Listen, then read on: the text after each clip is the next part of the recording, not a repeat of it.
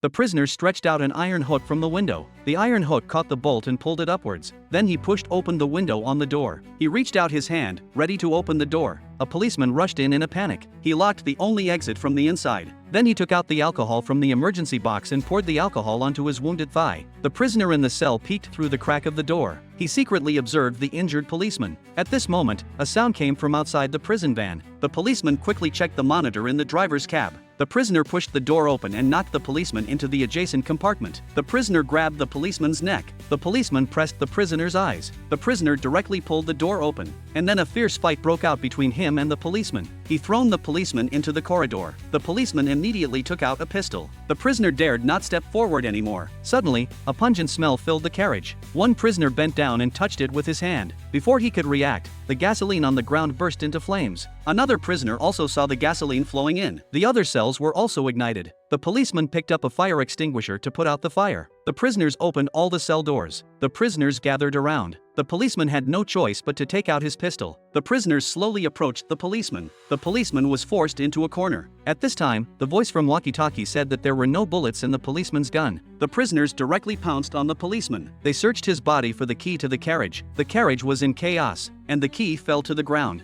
One prisoner picked it up, but he was knocked to the ground by another prisoner. The prisoner raised the fire extinguisher and stopped everyone from going out, since he was the target of the man who hijacked the prison van. Others came to grab the key. He swallowed the key. The policeman tried to stop everyone's actions, but was knocked unconscious by someone with a fire extinguisher. The policeman was locked up. The man who hijacked the prison van drove the vehicle onto the frozen lake. He shot at the ice layer around the vehicle to crack it. Then he turned around and left. The prison van gradually sank into the ice layer. The cold water rushed into the carriage instantly. Everyone panicked immediately. The policeman shouted that there was another passage. The prisoner was about to open the door to release the policeman, but the prison van had been completely submerged by the lake water. The policeman and the prisoners climbed to the shore at the last moment.